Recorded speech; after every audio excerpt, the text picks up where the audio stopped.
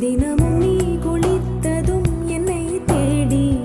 என் சேலை நுனியால் உந்தன் தலை துடைப்பாயே அது கவிதை